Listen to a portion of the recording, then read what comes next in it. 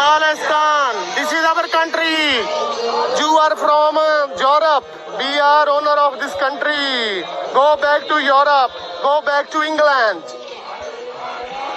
Deport our England people. You go back to Europe. You are not Canadian. We are Canadian. This is our country. You are invaders. We are native Indian. You go back. Go back. You white people, go back to your Europe. Go back to your England. We are owner of this country, you white people. This is our country. Incredible footage. If you haven't seen that on X, I don't think it's anywhere on YouTube yet. We just put that up this morning. When I come back, I'm going to explain what was going on there and why we completely reformatted our broadcast this morning because of what's happening. So we are in a very precarious position in this country. We need political change, but we also need the resolve to resist.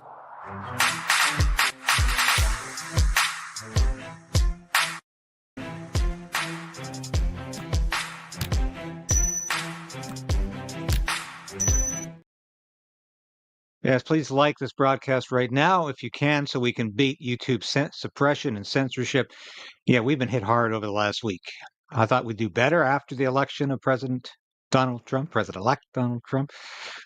Apparently not. We're fighting to keep our numbers up. Our subscribers have been slashed. Please share this broadcast with your friends and family. We're here to fight for freedom. We're here to fight for you. We're here to fight to get the news, though, that you're not going to see everywhere else, and to get issues out that we're not going to see discussed on other podcasts that don't want to talk about real policy matters. That's what we do here. And thank you so much for those of you who have been loyal and supportive. It's appreciated. And we're going to continue to fight back. We will resolve to resist. Just showed you a segment. And for those of you who missed it, I'll show it again later in the show. It has to be seen. So stay tuned. I'll show this again. This is a segment from a rally protest in Surrey, British Columbia, just outside of Vancouver, if you know the area, the lower mainland. A lot of Indo-Canadians there, a lot of Sikhs there. When I first saw this footage, I'll be honest, I thought, oh, this is a confrontation between the Khalistanis and some Canadian Hindus or Indo-Canadians who, because they have been fighting recently at events. And I thought these are Khalistanis telling the Indians to go home, or the Indians telling the Khalistanis to go back. And I thought, this is ridiculous. But it turns out this is how incredible this footage is. These are Khalistani extremists telling Canadians who were born here to go back. Where? To go back to England? Go back to Britain? To go back to Europe?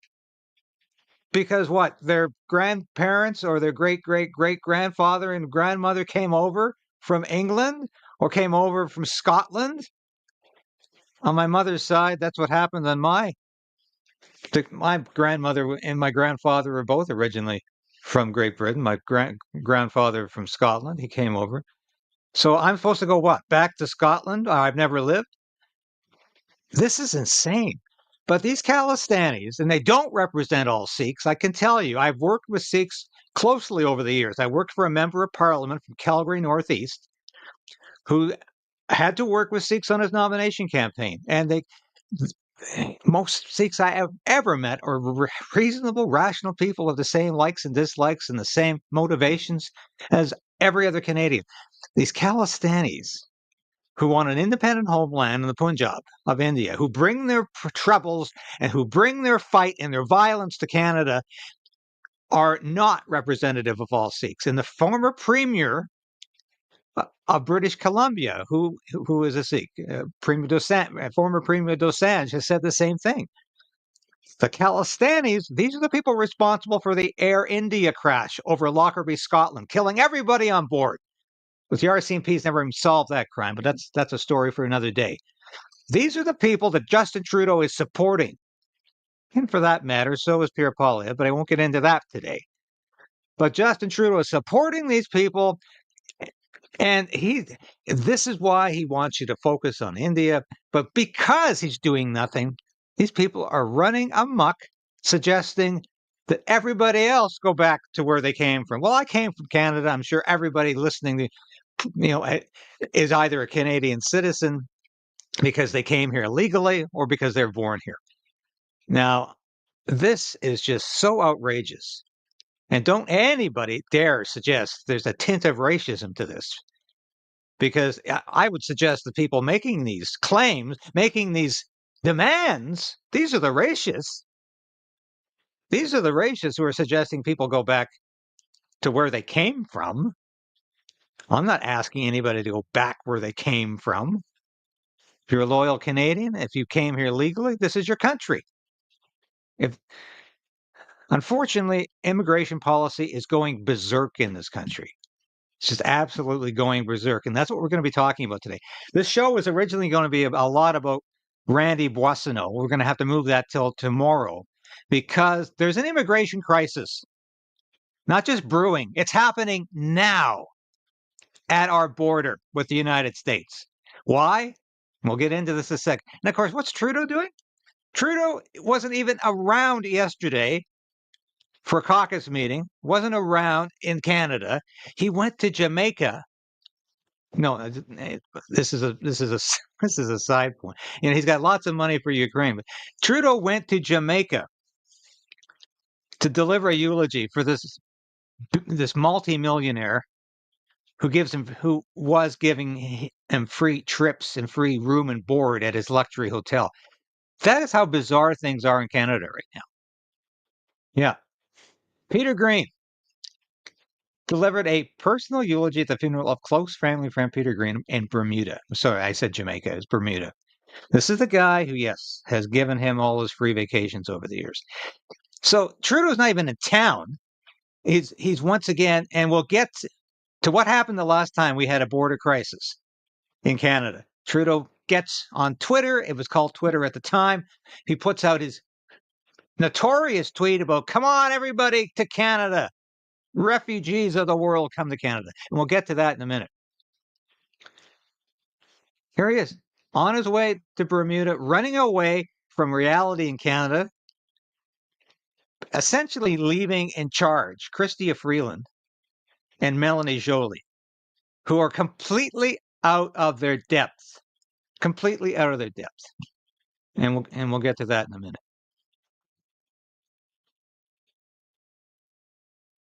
Yeah, this is Trudeau's focus right now is not protecting Canada's border. Trudeau's emphasis, as always, remains protecting Ukraine's border. Tens of billions of dollars to protect Ukraine's border in a war that he doesn't understand and he can't comprehend and he has no solution to. Donald Trump is going to fix this problem by getting these sides together because he recognizes it's not a simple solution here and Ukraine cannot win this war. And we do not want a nuclear war with Russia over this conflict. We need the conflict. We need the war to stop. And we need to get realistic about what the solution is. And it's not to bring Ukraine into NATO or to get other countries from NATO involved in the war, because that means World War III. And any idiot who doesn't realize that needs some serious help. All right, what's happening at our border? Were you even aware of this? It's already starting. Even before Donald Trump was reelected as president of the United States, the border crisis was already gearing up. Look at this increase in illegal border crossing. 23,000. Up from 10,000. It's doubling. Well, actually, it quintupled from 2022 to 2023. It doubled, more than doubled from 2023 to 2024. And the year's not even over yet. This could, if things get really bad, this number from 2024 could increase to 50,000 by December 31st. People, I'm telling you, we've got a problem here. Justin Trudeau doesn't want to acknowledge it. Justin Trudeau wants to run out of the country and talk and do eulogies at funerals of his millionaire, multimillionaire, billionaire friends. who give he and his family free trips, free stays, and room and board. That's what Justin Trudeau is focused on. We've got an immigration crisis on our hands here. Why? Well, I'm sure you're watching the U.S. news. I've been talking about it for the last week, ever since Donald Trump was reelected. He's got a border czar now who's really a border czar. You might recall that Vice President Kamala Harris was named a border czar by Joe Biden. She was nothing of the kind. She did nothing to secure the border. She visited the border once before she visited again during her presidential campaign. She went on a little tour of Central America and said, this is the root cause. The Biden administration let in tens of millions of illegal immigrants. The Biden-Harris administration. She was part of that. But now the United States has a real border czar. He's not even in office yet.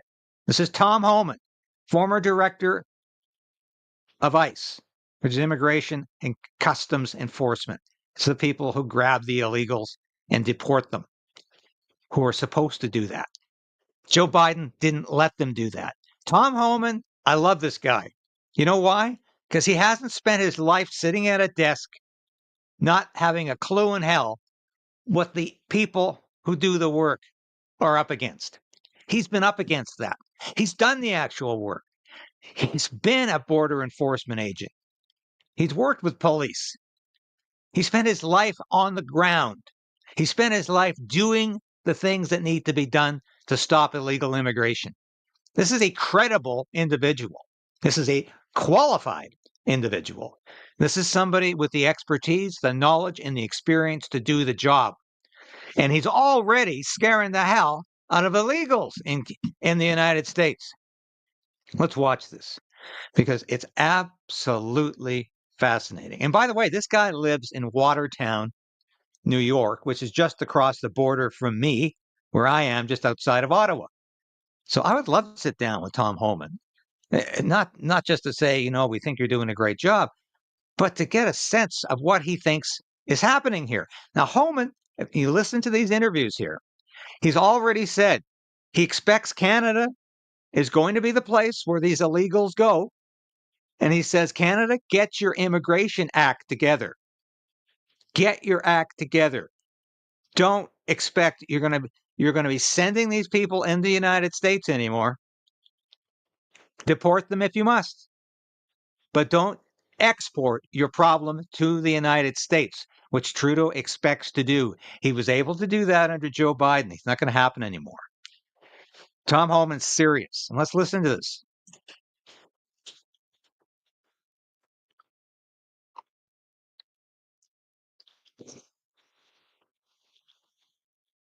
Now, I wrote that.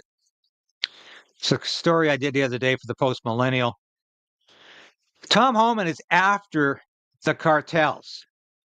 He knows what the cartels are all about. They have been invading the United States for the last 4 years under Joe Biden, trafficking children, trafficking drugs, creating an even greater fentanyl problem. Yeah, trafficking illegal arms as well, making billions of dollars off illegal immigration. Tom Homan wants to crush them. Haven't heard any of that from Joe Biden. You remember this? Oh, wait. I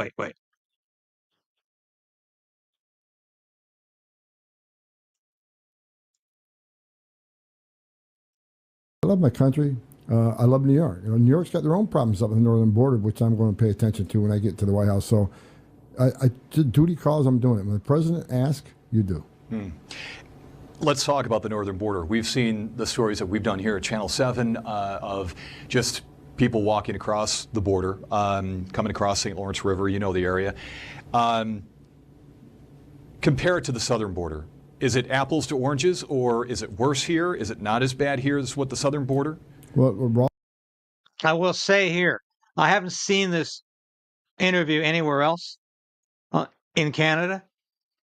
We found this yesterday, and I think this is fascinating because this is not being reported by the Canadian media.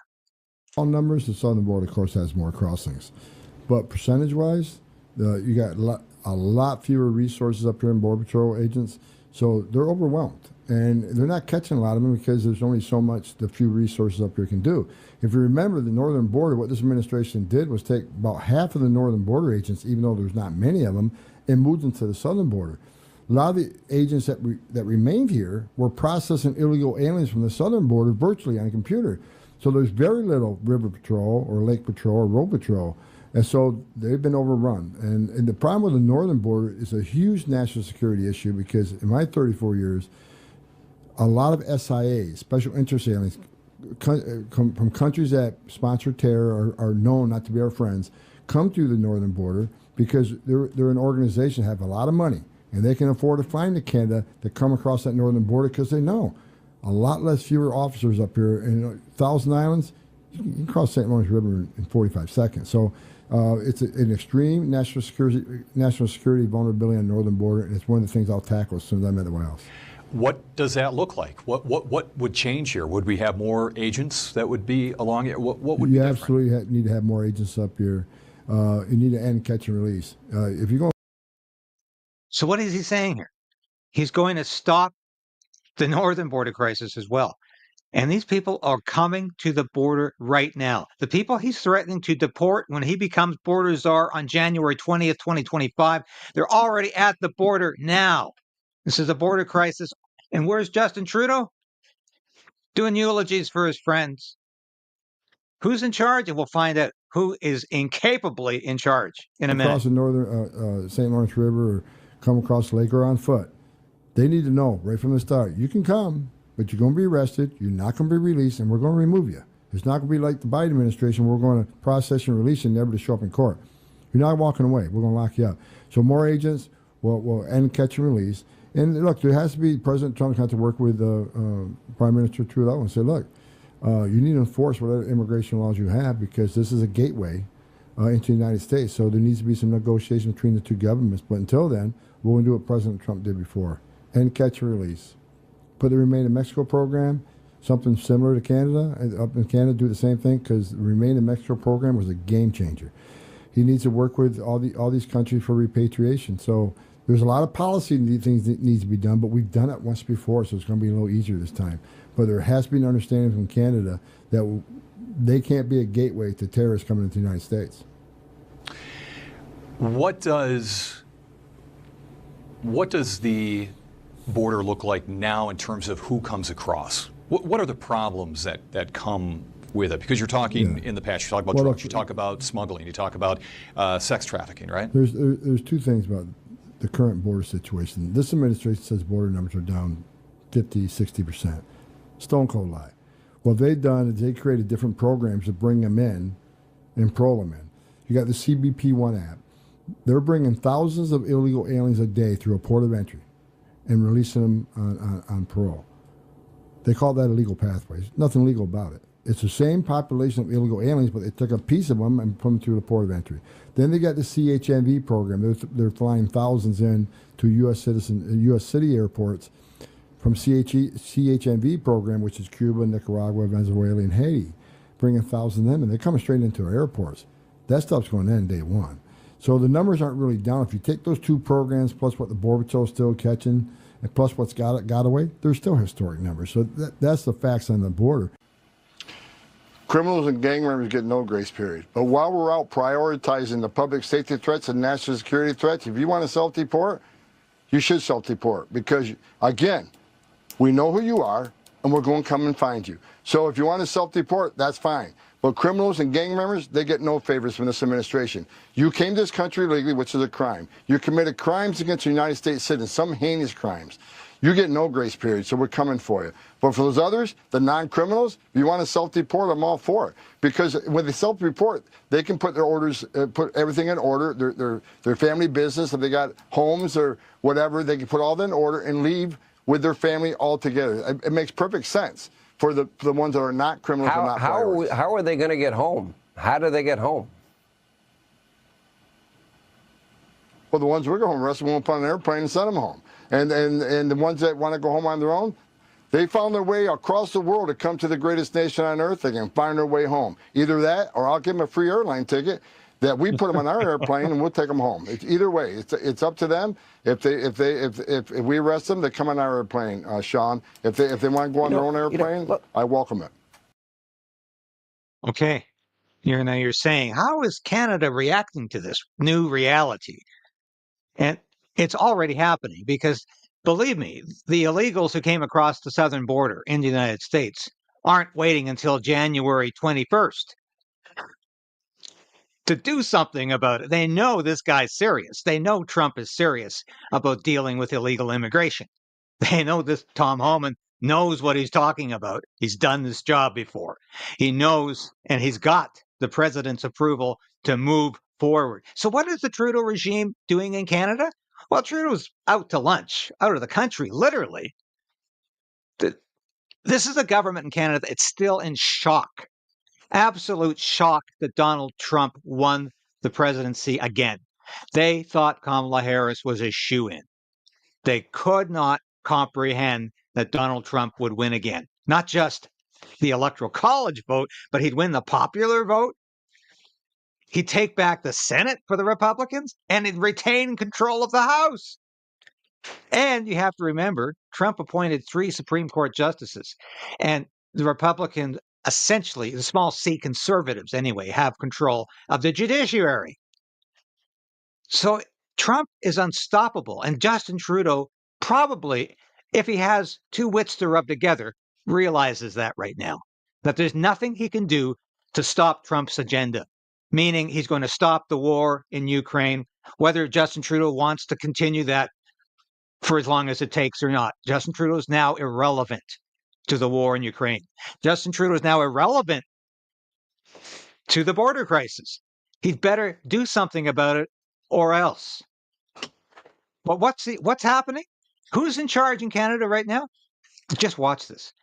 These are people who are completely out of their depth, completely unable to deal with these problems, and completely unwilling to admit the world changed on November 5th. And they either change with it or Canada gets flooded with illegal immigrants. That's my warning today.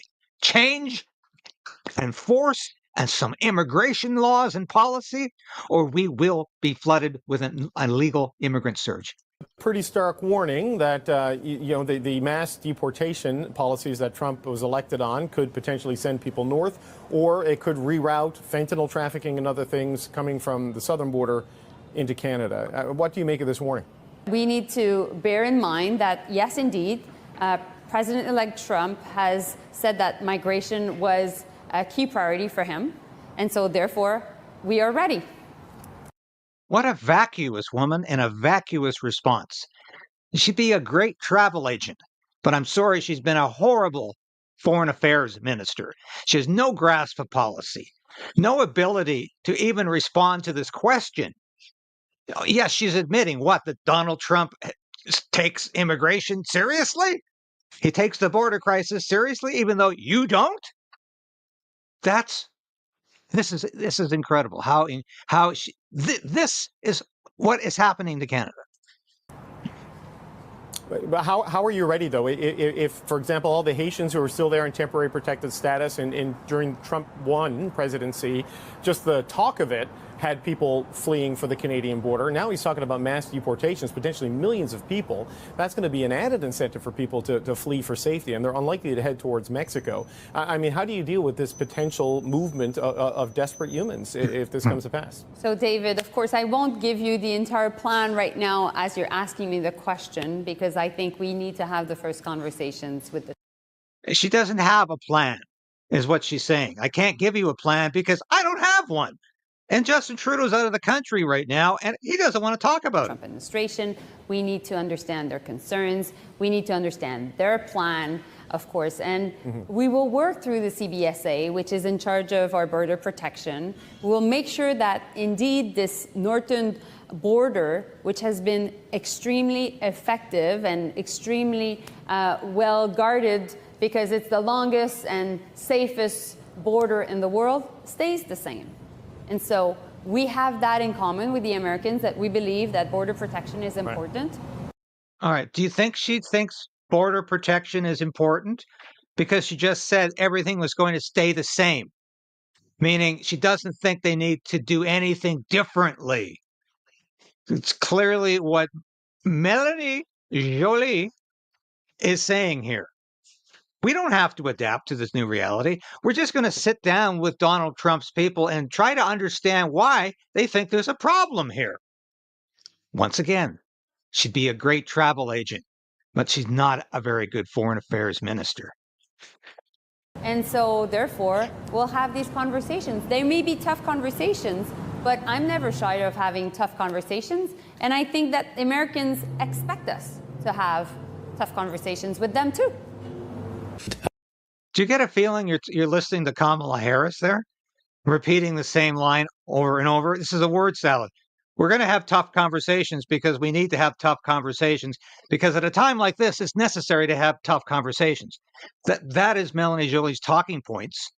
It's clear that she was briefed before this meeting. Just keep saying tough conversations, Melanie. That will get you through. No, it didn't. Donald Trump has promised mass deportations. J.D. Vance has said it would be reasonable to expect that they could deport 1 million people a year. Is the federal government planning that there will be a surge of migrants crossing from the U.S. into Canada? Thanks for the question, Mackenzie. And again, what Americans choose to do, what America's incoming elected administration chooses to do in the United States is a decision for Americans and American leaders. The decision for Canadians and what's important for Canadians is to control our own border. And that is something which they have not done. It's really important. It's fundamental. And I do want to assure Canadians that we absolutely recognize the importance of border security and of controlling our own border, of controlling who comes into Canada and who doesn't. And we will do that. The RCMP has said that folks in Quebec could see, with a Trump win, more people crossing. And just to ask again, is there a plan in place, or are you expecting that more people will be crossing from the U.S. to come to Canada to avoid being deported? What I am expecting is that Canadians expect us to control our border. Canadians quite rightly believe that it needs to be a decision of Canada and Canadians who comes to our country and who doesn't. And that is something that we absolutely have a plan to ensure. I don't think so. There's no plan here, Chrystia Freeland. There's no plan because you're in denial. And once again, she's got her talking points. We're expecting to have expectations about expecting something to happen, and Canada will be in control. You're not in control. You have never been in control of illegal immigration. When it was at its peak the last time, people were walking across the border with immunity and being housed in 4-star hotels in Montreal, Toronto, and Ottawa. That's what happened the last time, Chrystia Freeland, because you had no control over your immigration policy. Now, don't go away, folks. I want you to see what I showed at the beginning of this broadcast. This is absolutely shocking. I can't put it in any other terms. And like I said at the beginning of this broadcast, if you missed this is a scene from Surrey, British Columbia, a place I'm very familiar with because I knew the Lower Mainland. I've got family in that area right now. I grew up in Vancouver, so I know Surrey. Lots of wonderful immigrants there, Indo-Canadians and Sikhs who just want to do a hard day's work and look after their families like every other Canadian. There's also Khalistani extremists in this country, the same people who brought down the Air India crash. These people are the ones who are being protected and advanced by Justin Trudeau. Now, this is a rally. And what you hear here is one of the Khalistanis telling Canadians to go home. But this is my home, and this is their home. So what is going on here? The Khalistanis want to take over this country and proclaim it a Khalistani republic, and everybody else can, go home, even if they were born here? This is outrageous. I'm going to play it again because I think if this weren't actual, I'd say it's surreal filmmaking. This is our country. You are from Europe. We are owner of this country. Go back to Europe. Go back to England. Deport our England people. You go back to Europe. You are not Canadian. We are Canadian. This is our country. You are invaders. We are native Indian. You go back. Go back. You white people, go back to your Europe. Go back to your England. We are owner of this country, you white people. This is our country. Yeah, that is incredible. Go back where? I was born here. My father was born here. I have no country to go back to. This is my country. And this is a welcoming country to a point. We don't welcome people who think they're going to take this country over and tell everybody else to get out. This is insanity, but it's a byproduct of an insane Trudeau government that doesn't have an immigration policy that makes any sense. They've had a mass immigration policy, just bring everybody in, don't ask any questions, don't vet them, and now it's going to be compounded by mass illegal immigration that's happening today, this week, right now, at our borders. And believe me, we've got to do more than put people like Chrystia Freeland and Melanie Joly in front of a camera who can't articulate anything beyond government talking points that add up to nothing but a word salad. So thank you for watching today, folks. Please share this broadcast with your friends and family so we can beat YouTube censorship just like we beat Trudeau's censorship every day. God bless you, and I will be back tomorrow